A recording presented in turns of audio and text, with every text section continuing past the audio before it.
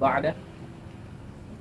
Allahumma salli wa sallim wa barik ala nabiyyina wa rasulina wa uswatina Muhammad sallallahu alaihi wasallam wa ala alihi wa ashabihi wa man tabi'ahu bi ihsanin ila yaumil qiyamah, amma ba'd. Kita awali dulu pertemuan kita dengan kalimat basmalah. Bismillahirrahmanirrahim. Pertama-tama tentu bersyukur kita kepada Allah Subhanahu wa taala. Salawat dan salam kepada Rasulullah sallallahu alaihi wasallam. Apa kabar? Alhamdulillah. Aku cuma betul, bagus. Insyaallah. Hey, Emang dia siapa? Mungkin bukan veto. Baik, pertama-tama terima kasih udah mau nyusul ke sini ya, jauh loh ya kita dari tempat biasa kita berkegiatan. Terutama tentu Om Dimas sih dari kilo 5 ya. Kita di Manggar hari ini di kafe 600 di wilayah Manggar. Cirinya ada pesawat tuh. Sebelahnya pesawat tuh. Gampangnya gitu aja.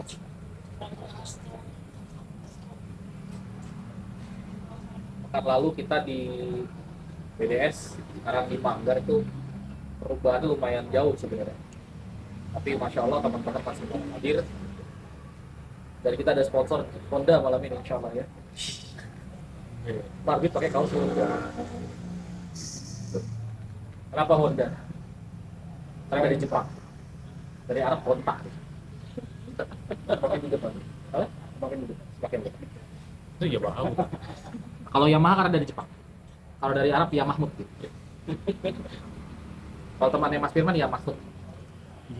Teman dong. Teman antum, teman saya, teman kita semua. Oke.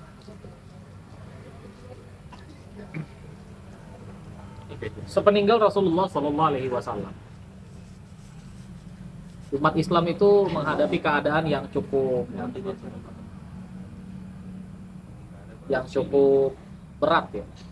Satu sisi ini adalah masa awal ketika umat Islam berpisah dari Rasulullah Sallallahu Alaihi Wasallam, dan umat-umat terdahulu itu ketika ditinggal oleh nabi mereka,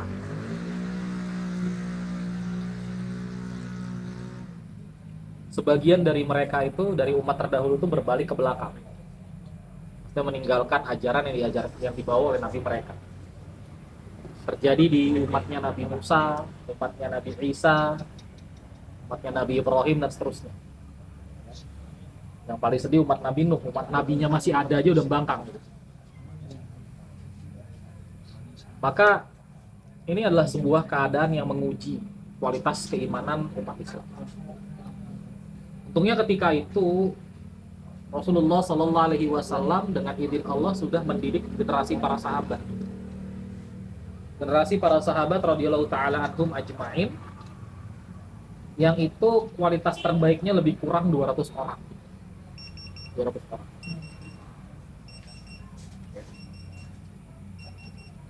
Dan ketika itu umat Islam lebih kurang jumlahnya ada 120.000. Jadi ketika ada hadis yang menyatakan akan ada 70.000 orang yang masuk surga Firdaus bersama Rasulullah Sallallahu Alaihi Wasallam, saran saya kita yang di sini jangan kepedean, kita yang termasuk ya. Karena ditinggalkan Nabi Sallallahu Alaihi Wasallam saja 120.000. Kalau ada 70.000 yang masuk bersama Rasulullah Sallallahu Alaihi Wasallam langsung ke surga Firdaus, kayaknya kita nggak termasuk. Karena di sana juga sudah 120.000. Kapasitasnya yang masuk bareng Nabi 70.000. Yang kali kita duluan daripada Bilal bin Rabah radhiyallahu anhu kan nggak mungkin jadi kaki. Pasukan perang. Belum yang syahid itu. Itu kan luar biasa ya. Baik. Nabi Shallallahu Alaihi Wasallam meninggalkan wasiat kepada umat Islam ketika itu adalah beliau menunjuk 4 orang untuk 2 tugas berbeda. Beliau mengatakan Abu Bakar dan Umar carilah pemimpin setelahku.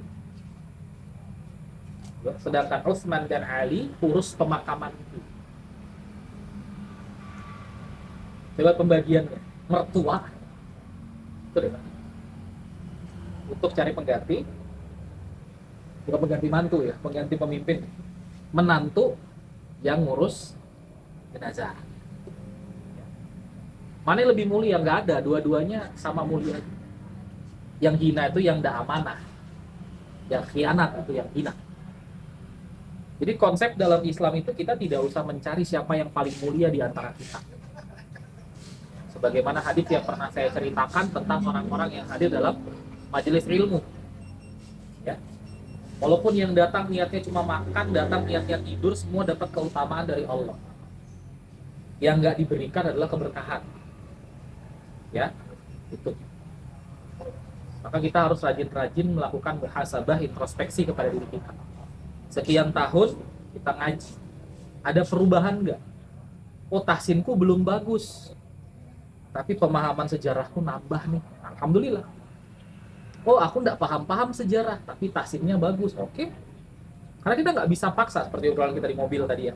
Kita nggak bisa paksa. Semua orang itu kualitasnya harus sama persis, ya. Tanpa menafikan memang ada orang yang punya kualitas lebih, yang multi talent, ya, memang ada. Nah, kemudian, ini tolong komentarnya Mas.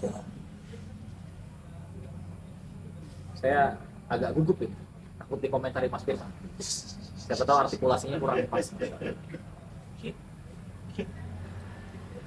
Insya Allah ya. Kemudian kenapa kok Abu Bakar dan Umar yang ditetapkan oleh Nabi SAW untuk mengurus kepemimpinan? Tentunya ini bukan karena nepotisme ya, karena Nabi SAW itu bertindak bukan karena hawa nafsu. Apa ayatnya? Ini saya nanya beneran lupa. Wan najmi idha hawa ma dhalla sahibukum wa ma ghawa wa ma yantiqu 'anil hawa in huwa illa wahyun yuha. Demi bintang, wan najmi. Wan najmi itu pasti wawunya adalah qasam, sumpah. Karena najmi pakai kasrah. Kalau pakai dhamma, pakai wan najmu makan dan. Ya. Tapi kalau dia pakai kasrah, dia adalah qasam, dia sumpah. Wan najmi idha hawa, demi bintang ketika dia terbenam. Ma dhalla ya.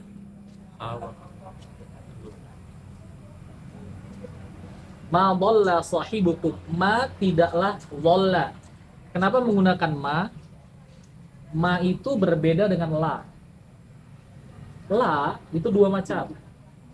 Kalau diterjemahkan dalam bahasa Indonesia biasanya sama, tidak atau bukan. Tapi kalau ma dengan dhalla itu ada perbedaan, walaupun terjemahnya sama. Ini kekayaan bahasa Arab. Ya. Kalau la itu ada dua, la panjang. Yang pertama ada namanya lam nafi'. Lam nafi', artinya meniadakan. Menafikan, meniadakan. Contoh yang paling gampang, la ilaha illallah.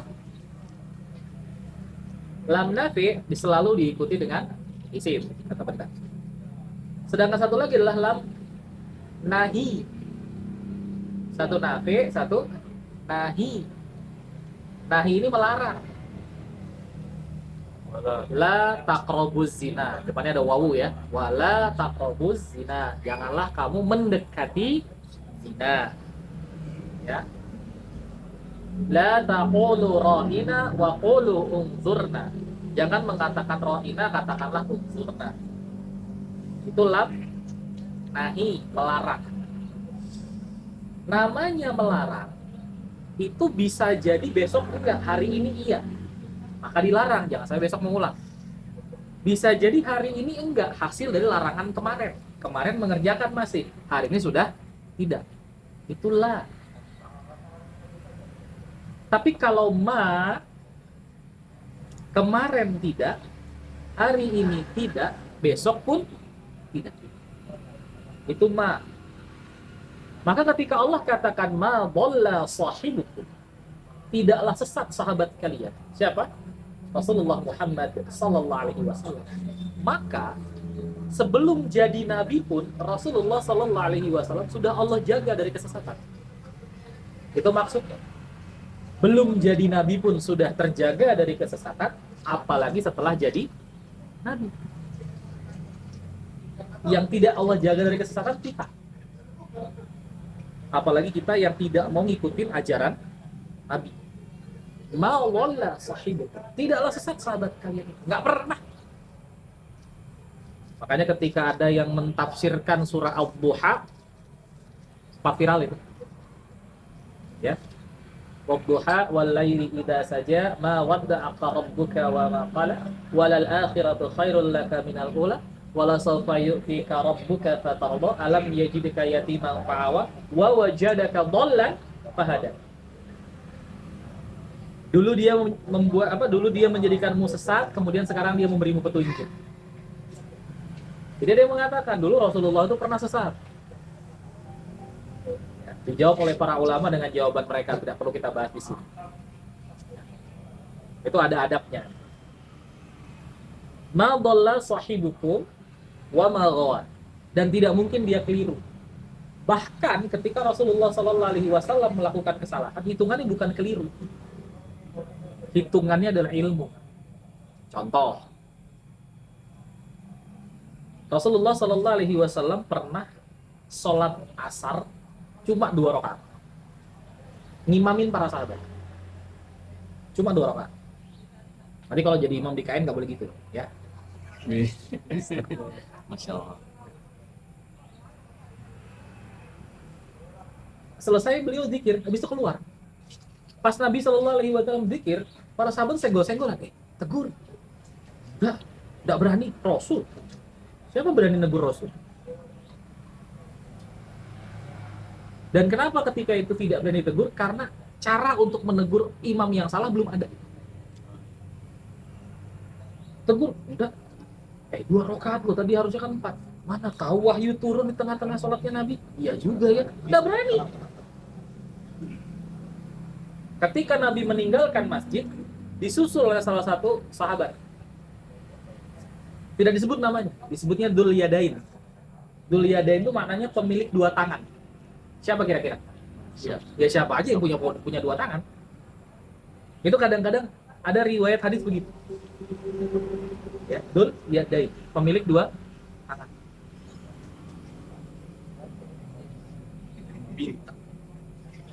Ditegur, ya Rasulullah, maaf. Tadi kita sholatnya qasar kan? Kaget Rasulullah sallallahu alaihi wasallam. Tadi baru 2 rakaat. Iya. Oh ya sudah, kita masuk. Masuk. Enggak banyak tanya, Nabi cuma bilang berdiri. Oh. Nabi sholat lagi 2 rakaat. Selesai salam, baru beliau jelaskan. Tadi Allah membuat saya lupa untuk menjadi ilmu buat kalian. Kalau imam salah, lain kali sebut subhanallah. Yang kedua, kalau salahnya di jumlah rakaat, cukup ditambah saja, tidak perlu ulang sholat. Jadi dalam tanda kutip, Nabi salah pun jadi ilmu buat kita. Ya.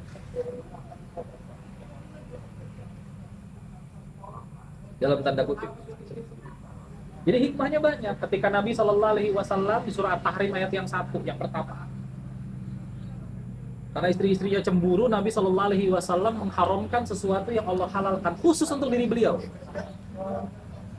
Dan itu dalam tanda kutip praktek yang sudah biasa ketika itu. Kalau buat saya enggak maulah makan ini. Haram lah buat saya. Biasa orang dulu begitu. Tapi ketika Nabi yang melakukan, Allah tegur. Allah tegur.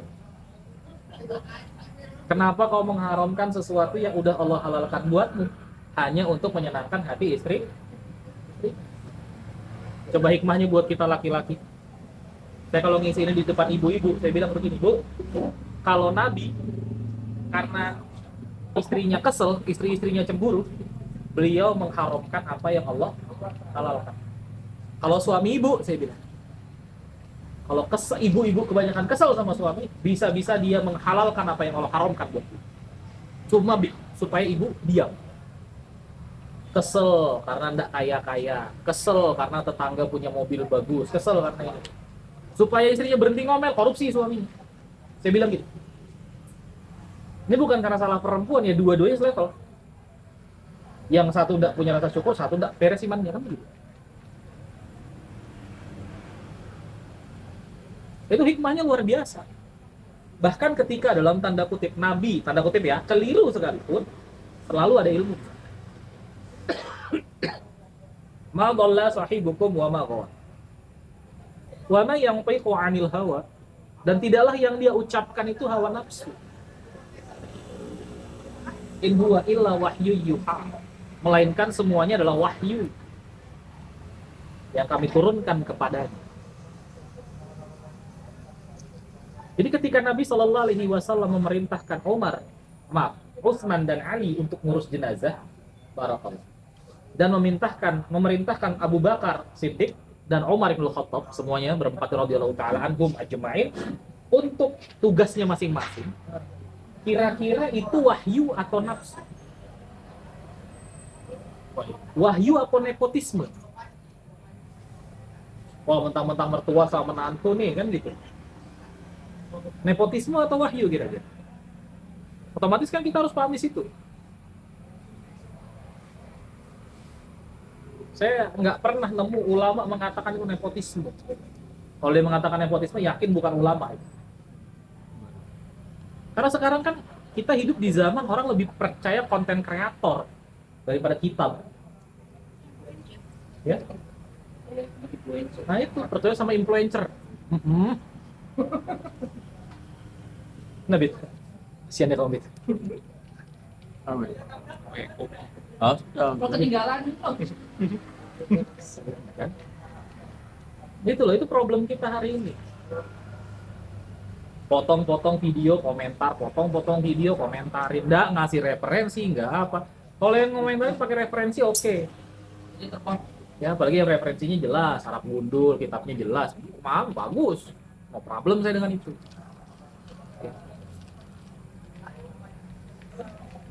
Karena kita ini kan seperti yang pernah saya sampaikan, kita ini perlu adab ya. Adab. Nah, ketika kemudian terpilih pemimpin berikutnya yaitu Abu Bakar As-Siddiq radhiyallahu anhu, orang kesayangan Nabi. Tahu nggak yang paling nggak setuju siapa? Kalau ada yang bilang yang paling nggak setuju tuh Ali gitu. Karena Ali nggak mau berbaiat kepada Abu Bakar katanya. Padahal Ali berbaiat. Cuman Ali masih mengurus pemakaman Nabi, sekaligus ngurus nanya ke seluruh penduduk Madinah, ada nggak yang tersangkut hutang piutang dengan Nabi Shallallahu Alaihi Wasallam. Tugasnya. Barulah beliau berbaiat di hari ketiga. Jadi kayak apa seriusnya Ali itu? Memastikan Rasul itu wafat bawa utang apa enggak? Ya. Tinggal di situ. Tahu nggak yang nggak setuju Abu Bakar naik itu siapa? Aisyah.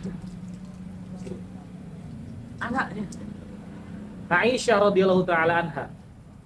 Siddiqah binti Siddiq. Atau Siddiqah binti Siddiq. Perempuan yang benar, anak laki-laki yang benar. Julukannya itu. Siddiqah binti Siddiq. Aisyah. Kenapa? Bapak itu lembek, cengeng. Bentar-bentar nangis, lembut betul. Kenapa ndak Umar aja, tegas, keras?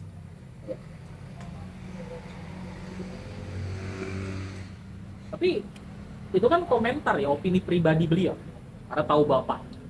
Tetap keputusannya adalah Abu Bakar yang pemimpin.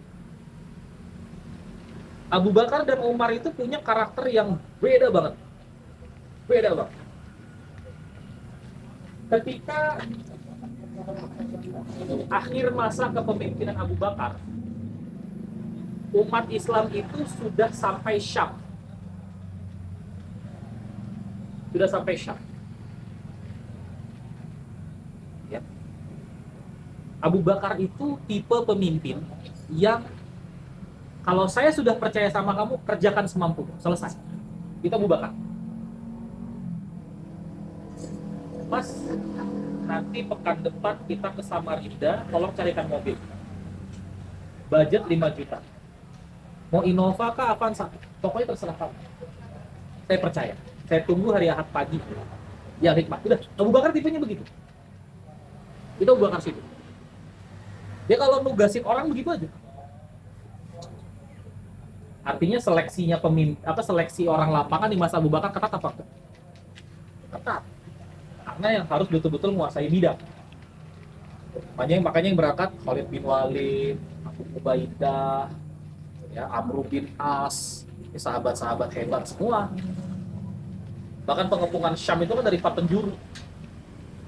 Negeri Syam itu.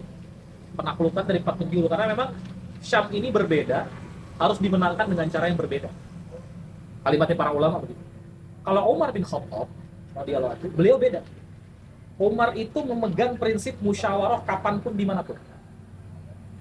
Jadi kalau kamu berangkat ke Syam, sampai sana, tulis surat ke saya. Gambarkan dalam tulisanmu itu, deskripsikan Syam seolah-olah saya melihat Syam. Setelah itu baru kita koordinasi. Itu Umar. Dia pegang betul musyawarah dalam segala hal. Kalau Abu Bakar, kamu yang saya utus, saya percaya sama kamu. Selesai. Beda gaya kan? Kira-kira mana yang lebih hina? Ya udah ada. Kasih Abu Bakar Siddiq sama Umar bin Khattab itu luar biasa. Maka Nabi SAW pernah bersabda, kalau iman seluruh manusia ditimbang dengan imannya Abu Bakar, maka akan lebih berat imannya Abu Bakar. Sedangkan kalau ilmunya Umar ditimbang dengan ilmunya seluruh manusia, maka akan lebih berat ilmunya Umar. Kalau Umar bin Khattab tadi gimana? Sampai di sana, tulis dengan deskripsi detail bagaimana sampai seolah-olah saya melihat Syam di depan saya. Baru kita susun rencana bareng-bareng. Surat luar biasa. Zaman Umar. Makanya di zaman Umar dibikin administrasi lengkap. Surat yang keluar tanggal sekian, masuk tanggal sekian, balasannya yang mana, penanggung jawabnya siapa, itu detail. Masya Allah ya. Hah? Iya, jadi akta notaris ya.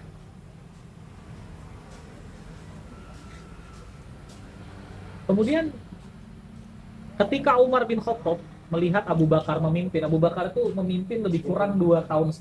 Ada yang mengatakan 2 tahun. Di masa kepemimpinannya Abu Bakar itu, Umar itu sering perhatikan Abu Bakar. Umar punya rasa nih, ini kok akhir-akhir ini banyak urusan umat yang diserahkan ke saya ya. Wah, jangan-jangan ini. Umar tuh tahu, dia peka. Dipercaya dengan satu urusan, dia tahu, wah ini Abu Bakar lagi ngetes saya. Peka dia. Nah, suatu ketika Umar memperhatikan Abu Bakar itu selesai sholat subuh pulang sebentar, kemudian pergi ke sebuah rumah. Yang rumah ini Umar nggak tahu milik siapa. Lama Abu Bakar di situ. Umar tuh nunggu mondar mandir lamanya. Sampai timbul kecurigaan. Sampai timbul kecurigaan dalam diri Umar. Ini rumah siapa ya? Kalau Umar mungkin gitu aja ngomong, ini rumah siapa ya? Kalau kita kan lain ya. Lihat Bukhari nurunkan penumpang, curiga itu udah macam-macam. Lihat Bukhari chatting sama perempuan, curiga aja udah macam-macam kalau kita. Kalau Abu Bakar sama Umar nggak gitu. Ini salah satu adab ya. Jangan terbiasa melekatkan keburukan kepada sesama muslim. Ini adab. Ya. Banyakin prasangka baik sama saudara kita.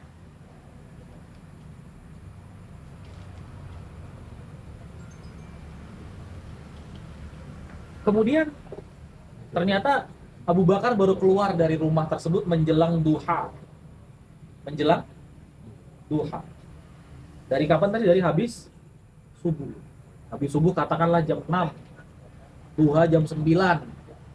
Lamanya. Baru dilihatnya oleh Umar, Abu Bakar berangkat menuju Masjid Nabawi. Masuklah Umar ke rumah itu.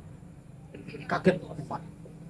Di rumah itu ternyata penghuninya adalah seorang wanita yang sudah tua renta dan sakit-sakitan. Sakit-sakitan di sini bukan lawan kata dari sakit beneran, ya. Tapi udah sakit gitu. Orang tua. Perempuan tuh lagi makan. Sekelilingnya Umar melihat baju-bajunya dijemur. Umar kemudian bertanya, "Wahai Bunda, pria yang tadi kemari, dia ngapain aja? Dan apakah engkau tahu siapa dia?" Perempuan tadi menjawab, "Dia kemari setiap hari. Dia memasak untukku, mencucikan pakaianku, menungguku sampai aku mulai menyuap makanan yang dimasak olehnya, baru dia pergi. Apa katanya? Dia pergi untuk mengurus urusannya seperti biasa. Apa kau tahu siapa dia? Tidak." Coba. Karena Abu Bakar waktu dicalonkan jadi khalifah tidak pasang baliho, nggak ngasih amplop 200.000, nggak ngasih motor Scoopy, enggak. 19 juta pekerjaan enggak juga. Nggak menjanjikan 19 juta lapangan pekerjaan, enggak. Sekarang itu penduduknya baru 120.000. Lalu Abu Bakar orang kaya.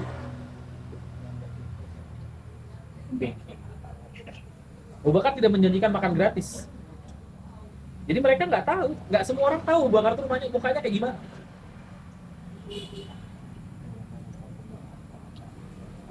Nah, keluar Umar dari rumah itu nangis. Apa katanya? Nah, Abu Bakar nyusahin orang gitu. Maksudnya apa? Kata para ulama, nyusahin calon penggantinya nanti. Karena dia menetapkan standar kepemimpinan yang begitu tinggi. Saya tanya dulu sekarang, pemimpin mana yang hari ini mau nyucikan bajumu?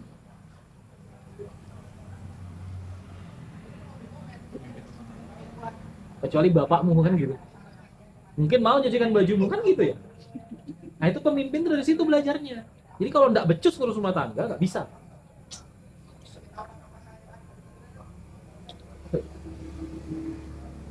Dipahami ya. Maka dalam Islam kalau bisa pemimpin nggak boleh nggak boleh jomblo.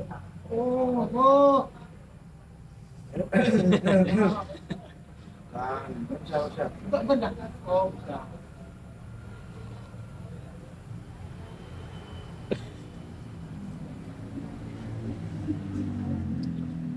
Kan kalau bisa. Lanjut. Itu Umar ketika melihat Abu Bakar. Dan akhirnya beliau belajar. Kita tahu sendiri Umar bin Khattab radhiyallahu anhu ketika memimpin umat, beliau orang yang sangat mengayomi umat. Beliau adalah orang yang selalu hadir, kalau kata Abu Bakar As-Siddiq, Umar itu orang yang selalu hadir sebagai penyeimbang. Perhatikan. Ketika Abu Bakar sakit keras. Kemudian para sahabat senior dikumpulkan oleh Abu Bakar yang tersisa di Madinah. Yang lain kan udah berangkat tuh. Perang tadi kan. Yang tersisa siapa? Utsman bin Affan, Abdurrahman bin Auf. Loh, mereka tidak bisa perang, Bang. Bisa. Cuman fungsi mereka bukan itu.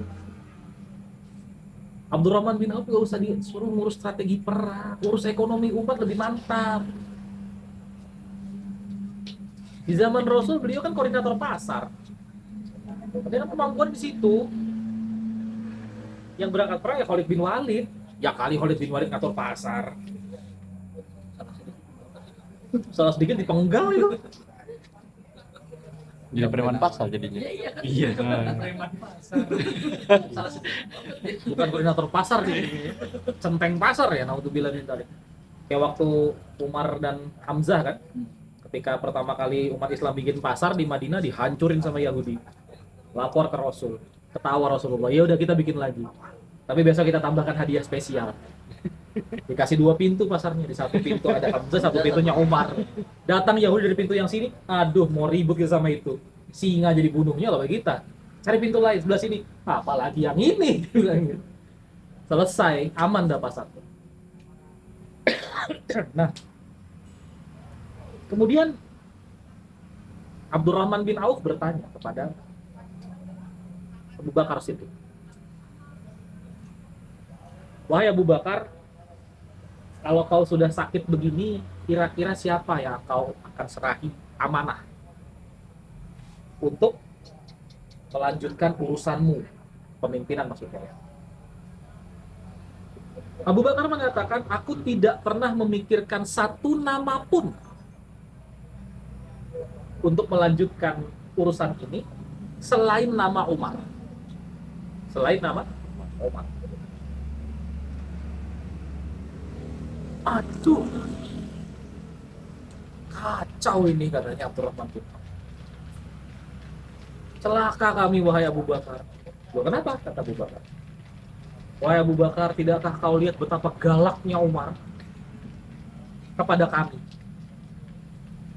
Kepada yang datang orang-orang apa tadi? Berduit. Sahabat senior. Umar itu paling galak sama sahabat senior. Dia lembut sama orang yang baru masuk Islam. Itu Umar. Kalau Ustadz sekarang kan tuh balik. Sama yang taklim pakai celana jeans galak. Ya. Tapi gurunya mengatakan kayak kucing dan najis, diam aja. Umar nggak gitu. Umar tuh galak sama yang senior, yang udah lama ngaji dan banyak harta. Tegas dia masalah harta. Saudara masih banyak miskin loh. Enak betul baju bagus. Begitu kan? Ada engkau Abu Bakar, ada Rasul ya Abu Bakar. Galaknya dia sama kami. Apalagi sekarang Rasul nggak ada, bentar lagi kau meninggal. Kayak apa nasib kami? Kau akan bilang apa di hadapan Allah, wahai Abu Bakar? Apa pertanggungjawabanmu di hadapan Allah kalau kau tinggalkan Umar sebagai pemimpin setelah engkau? Merah wajah Abu Bakar. Kira-kira karena apa? Marah. Ya, bukan karena AC-nya kurang dingin. Belum ada AC. Marah beliau. Dudukkan aku. Bukan didudukin ya, didudukkan. Karena awalnya baring kan, sakit ya. Dibangunkan gitu, disenderkan. Itu kalau kita ngomong gitu kan, dudukkan aku, om yang datang mendudukin.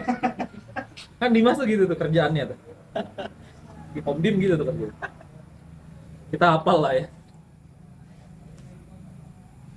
Ayo dibuka, ngomong gini kan gitu, kita hafal lah harganya. Gayanya udah gitu. Dudukkan aku katanya Abu Bakar. Didudukkan. Abu Bakar ngomong akhirnya. Umar itu bukan galak sama kalian. Umar itu selalu hadir menjadi penyeimbang. Umar hanya keras ketika aku dan Rasul terlalu lembut. Dibahas sama Abu Bakar. Tidakkah kalian ingat ketika perang Badar kita menang, ada tawanan perang, Rasulullah Shallallahu Alaihi Wasallam bertanya kepada kita semua, kira-kira tawanan perang ini diapain ya? Diapain ya? Kemudian aku menjawab, ya Rasulullah, ini tawaran perang orang Makkah ini kaya-kaya. Kita tawan saja, suruh mereka tulis surat ke Makkah, ahli keluarga suruh tebus dengan harga yang mahal.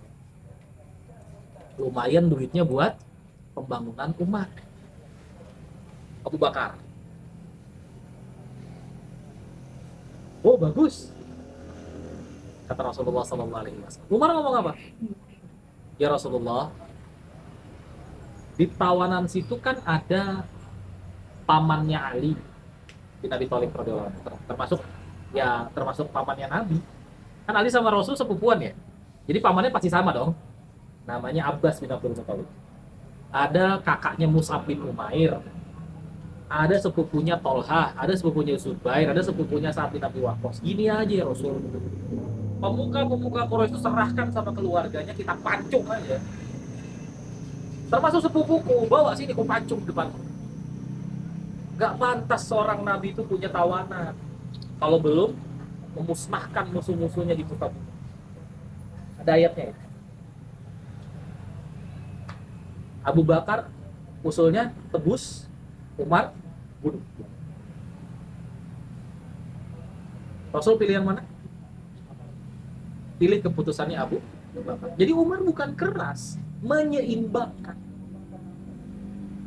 Jangan sampai kemenangan umat Islam dalam tanda kutip ya di bulan Ramadan, puasa pertama mereka bersama Nabi Shallallahu Alaihi Wasallam hanya dihargai dengan dinar dan dirham. Itu cara berpikirnya Umar. Tidak silau beliau dengan harta itu. Maka kalau kata Hudzaifah bin Yaman, Abu Bakar itu dicintai dunia dan Abu Bakar menerima cintanya dunia. Makanya Abu Bakar kaya. Umar itu dicintai dunia, cuman Umar benci sama dunia. Maka dunia itu mengejar habis-habisan. Makanya umat Islam lebih makmur di zaman Umar.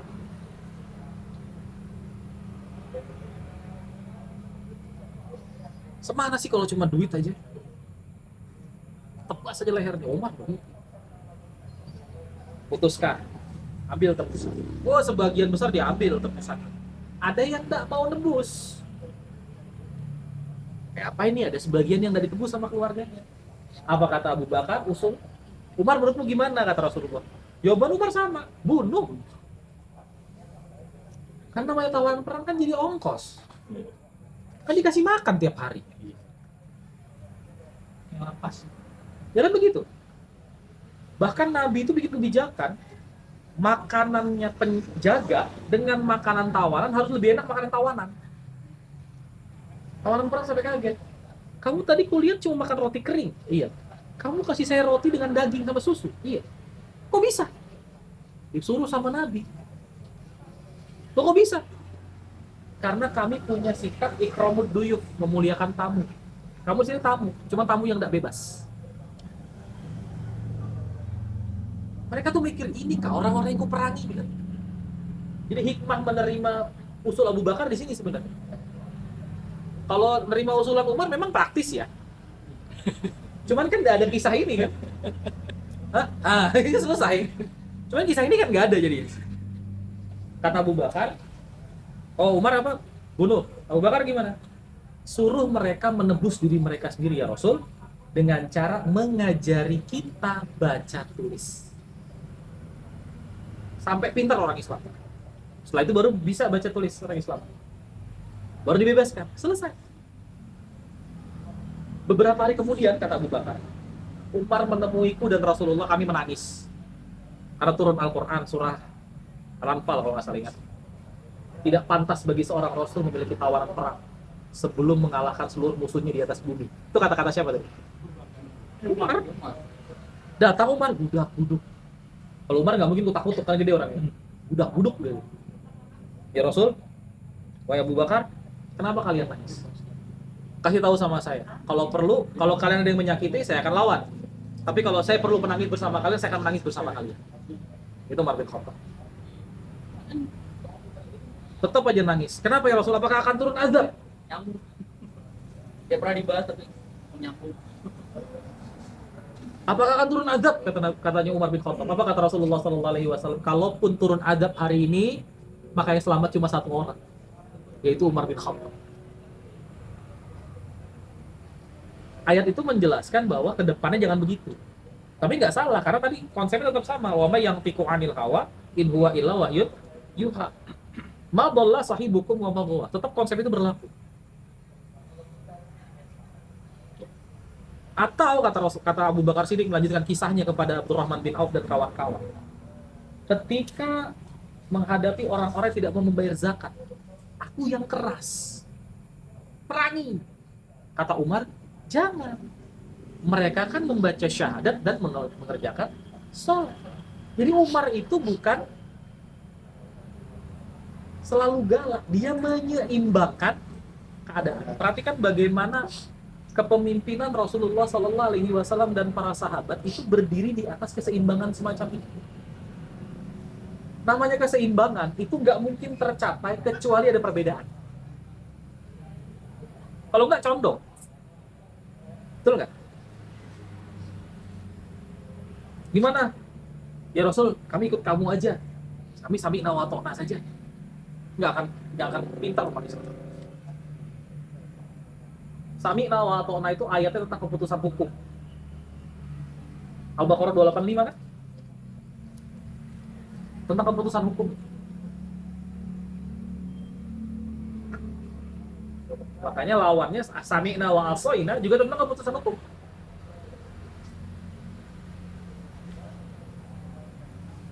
Jadi paham nih? Sahabat Nabi aja bantah kalau di perang Badar, ingat nggak? Mikdad itu, radhiyallahu anhu. Kita bikin kemah di sini, ya Rasul, mau nanya, ini wahyu apa usulmu pribadi? Ini pribadi sih, kalau gitu saya punya usul kayaknya lebih bagus. Gimana? Gini. Wah, kamu lebih benar daripada saya.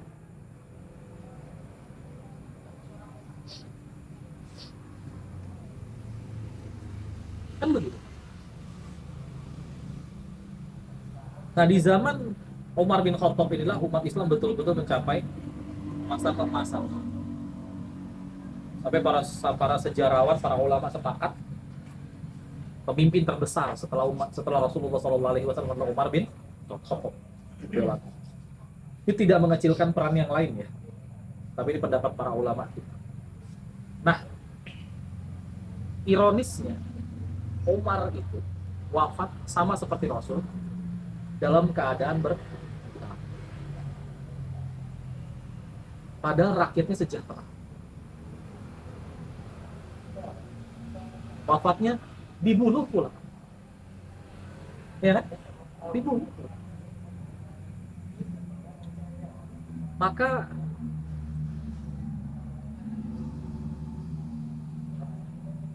penting buat kita paham, sebaik-baik manusia tetap ada yang benci. Ya. Dan sejelek-jelek manusia tetap ada yang suka. Mana bisa begitu, Bang? Bisa lah, Dajjal tuh pengikutnya banyak. Iya kan? Ini mah simpel aja. Dajjal pengikutnya banyak. Boti-boti di TikTok itu followernya banyak.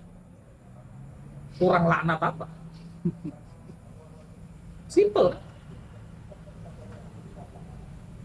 Kalau enggak yakin juga, cek kolom komentarnya di YouTube para ulama kita, para penceramah kita. Ustaz Khalid Basalamah dimaki-maki juga di kolom komentar. Hafizahullah ta'ala. Ustaz Firanda Dirja, Hafizahullah ta'ala, dimaki-maki juga. Ustaz Abdul Somad LCMA, DSA, Hafizahullah ta'ala, dimaki-maki. Ustaz Adi Hidayat, Hafizahullah ta'ala, dimaki-maki juga. Betul kan? Sebaik-baik manusia ada yang benci. Seburuk-buruk manusia tetap ada yang suka.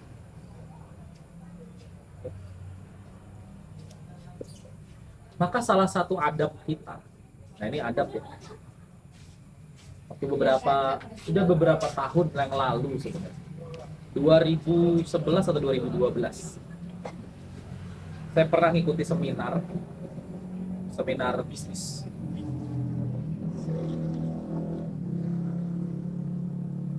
Seminar bisnis. Dan itu membahas salah satu ayat dalam Al-Quran, surah An-Najm. Beliau motivatornya mengatakan Allah tidak pernah menciptakan kemiskinan. Allah menciptakan al-ghina wa aqana, kekayaan dan kecukupan. Kemudian sekitar beberapa pekan yang lalu, kalimat itu kembali saya dengar.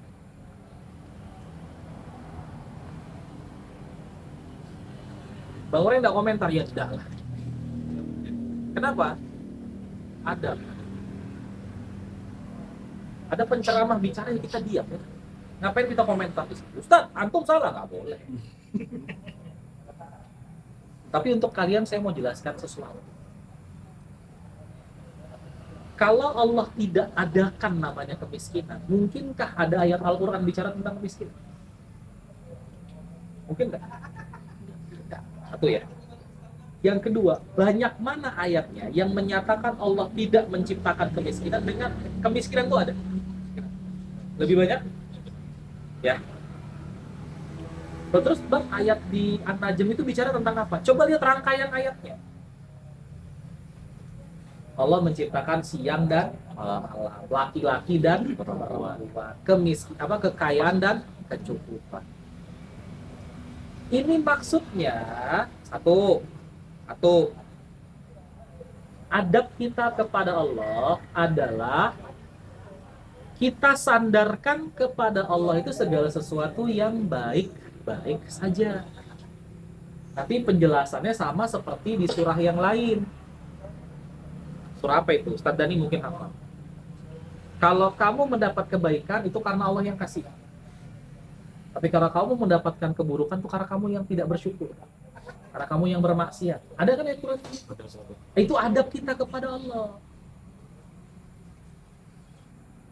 Walaupun dalam tanda kutip kita paham lah.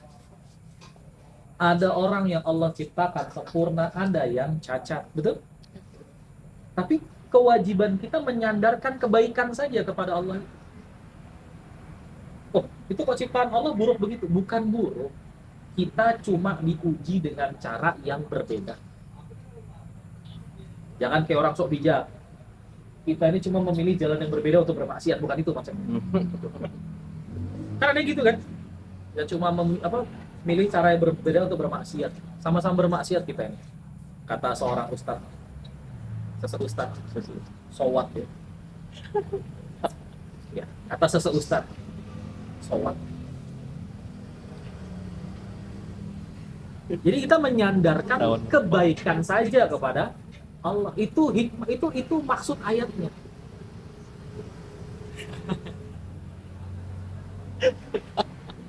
Ngomong. Hilaf dulu ya. Nggak neguk liur dia. Itu sudah.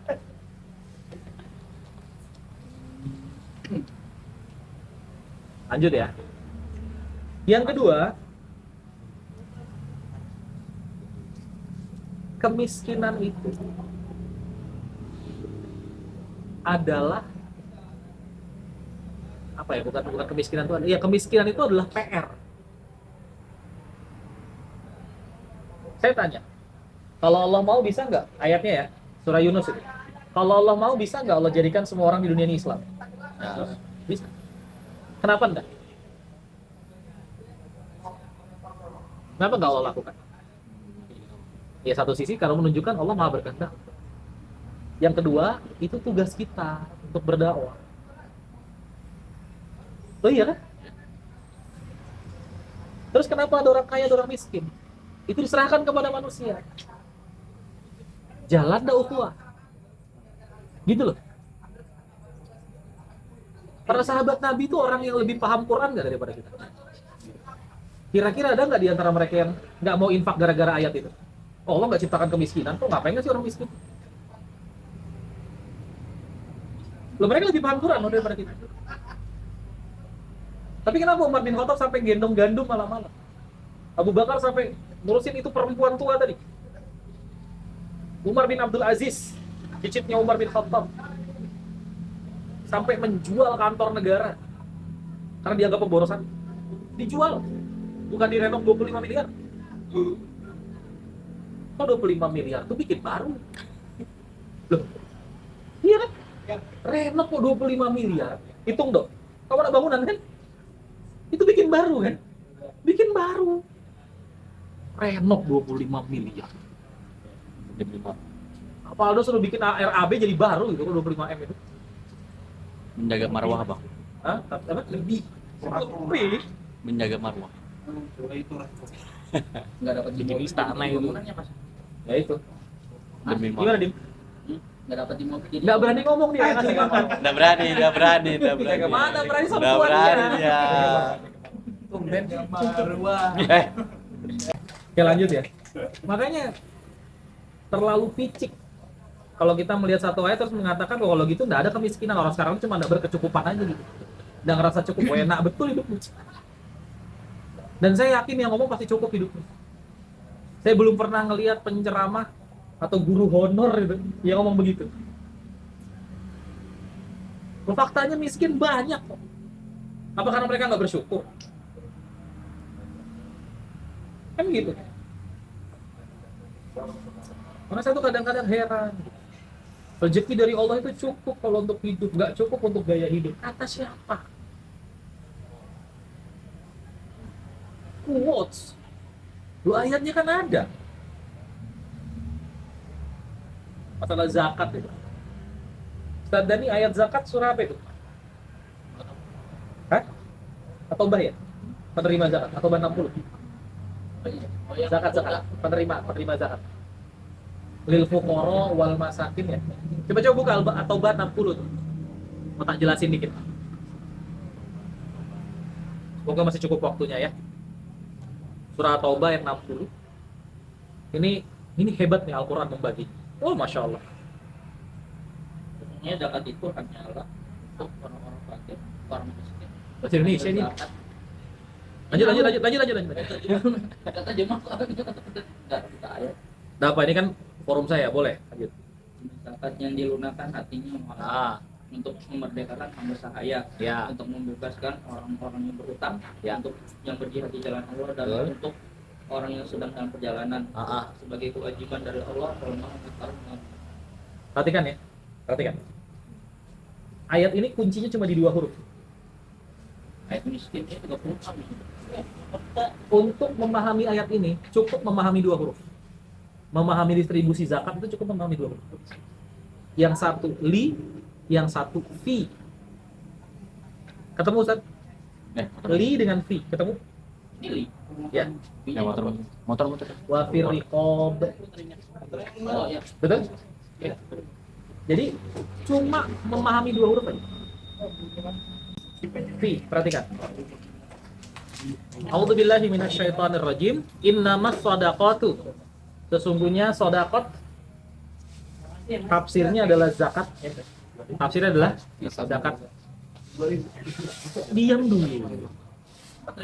Li ditujukan kepada. Ditujukan kepada. Siapa yang pertama? Al-fuqara. Yang kedua? Wa dan al-masakin, orang miskin, fakir, miskin. Wa al-amilina, amil. Ya. Al-amilina 'alaiha wal mu'allafati qulubuhum.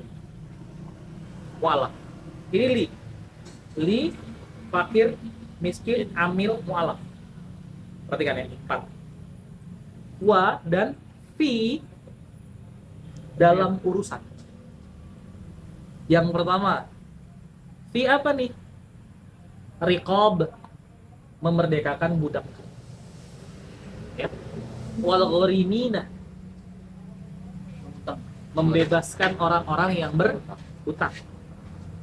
Wa fi sabilillah, urusannya orang-orang yang ada di jalan Allah. Wa benis sabil. Ini pakai fi, 4 yang kedua yang pakai fi, 4 pertama pakai li. Penjelasan para ulama itu sederhana. Yang pakai li kasih langsung ke orang. Yang pakai fi bebaskan urusan. Orang fakir, orang miskin, amil, mu'alaf, kasih duit. Bebaskan budak, bebaskan dia, nggak usah kasih dia duit. Datangi tuannya, bebaskan. Orang berhutang, lunasin hutangnya. Orangnya nggak tahu, nggak apa-apa. Fisabilillah, para ulama, para ustadz, urus kehidupannya. Ibnu Sabil, para pencari ilmu, atau orang mujahid perang, kan cuma 2, 9122 itu. Ya kan? Nggak boleh semua umat Islam berangkat berjihad kan? Sebagian ngurus ilmu. Ibnu Sabil ya 2 itu aja. Kalau nggak mujahid, ya santri. Urus kelengkapan hidup. Selesai. Utang dia sama santri. Ya betul ya. Kita mujahid ngurus santri memang ya. Jelas. Cuma 2 kunci memahami ini. Li dengan li. Sebentar. Sebelum dari saya, siapa yang sudah pernah dapat kajian kayak gitu? Coba bahas fi sama li-nya aja. Sebelum dari saya. Rata-rata tentatif Pak. Dulu di pondok, Pak. Bagus. Artinya ustadznya paham itu. Kitabnya dibuka. Itu urusan kita. Hebat kan aturan Islam itu? Orang yang fisabilillah ngurus umat, biarkan dia tenang ngurus umat. Penuhi kebutuhannya. Fi. Orang yang berhutang, bebaskan hutang-hutangnya. Hamba saya, merdekakan dia. Oh, dia masih kerja di lembaga riba. Bebaskan, kasih modal, kasih uang. Kamu kerja di sana berapa? Gajimu 500.000 bang. Ikut saya. Berapa bang gajinya? 500.000 kan? Apa? Apa? Beda lah. Sama. Pertanyaan saya, kamu disuruh ninggalkan kerjaan haram, dikasih sama saudagar muslimin gajinya sama, mau enggak? Oh iya. Mau. Sekarang mau enggak orang Islam kayak gitu? Kamu kerja di bank, berapa gajimu? Saya manajer Pak, 17 juta. Saya kerja sama saya. Berapa gajimu di sana? Berapa gajinya sama Pak Haji? UMK. Mau enggak dia pindah? Kan gitu. Makanya saya kasih contoh 500.000 dengan 1,5 juta. Saya yakin pasti komentar kan sama aja bang. Betul sama. Tapi hari ini orang kaya nggak bisa melakukan itu. Saudagar-saudagar muslimin nggak bisa melakukan itu. Nggak bisa. Harokah Islam bisa melakukan itu? Belum. Itu masalah peradaban kita. Oke, lanjut ya. Itu kondisi umat kita. Itu kondisi yang belum bisa terbahas, yang belum bisa terjawab. Kayak tabu. Umat Islam itu kalau ngomongin tentang kesejahteraan, tabu banget gitu. Kayaknya bangga memelihara data orang miskin banyak gitu.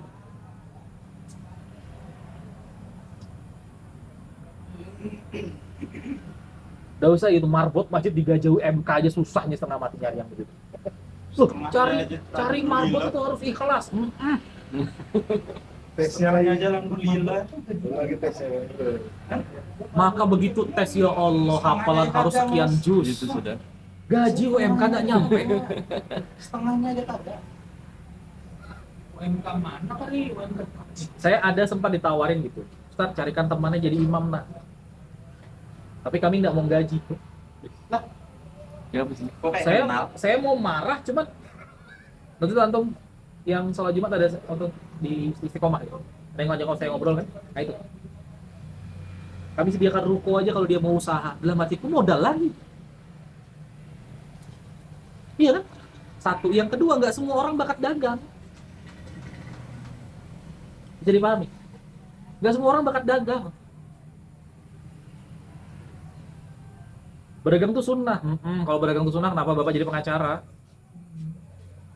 Yang ngomongin pengacara. So. Kayak gitu kan hari ini. Nggak bisa. Sebelum ilmu dihargai, ahli ilmu dihargai, nggak akan pernah naik umat Islam. Pegang kata-kata saya. Saya Bapak. Oke. Kalau ada pertanyaan saya persilakan. Assalamualaikum warahmatullahi wabarakatuh. Beruntung yang menyampaikan, beruntung yang mendengarkan. Yang paling beruntung adalah yang mengamalkannya. Terima kasih. Alhamdulillah.